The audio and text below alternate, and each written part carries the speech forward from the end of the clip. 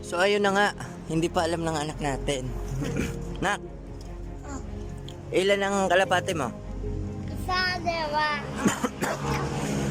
Isa, dalawa. Tatlo, apat, lima, anim, pito, walo. 8 daw kalapatids. Hindi niya na alam na Isa. meron tayong isa na inakay pa. So ayan, kalapatids, papakita natin sa kanya. Baby! Kasi sinabi. 2 na kalapatids.